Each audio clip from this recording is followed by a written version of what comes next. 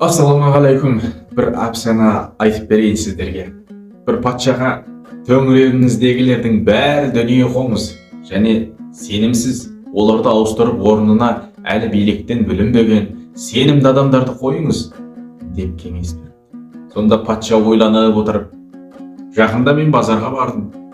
Bir бұрышта үсті басы шыбыннан көрінбейтін бір қайыршыны көріп, жаным қатты ашып, шыбындарын үркіттім бар.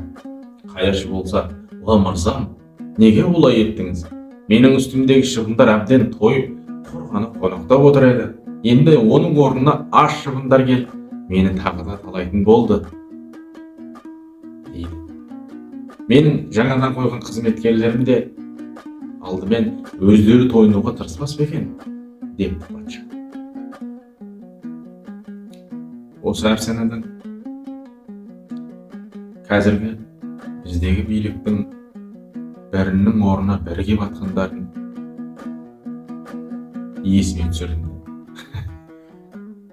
Билік басындағылар осы әпсананы оқымаған ба, естімеген ба деп қоясың дейді.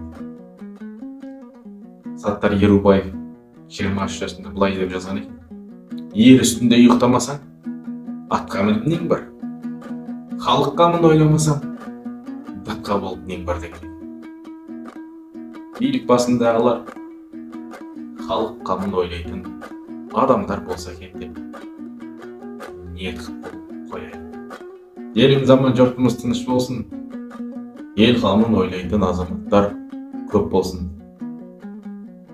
Аман сау болыңыздар.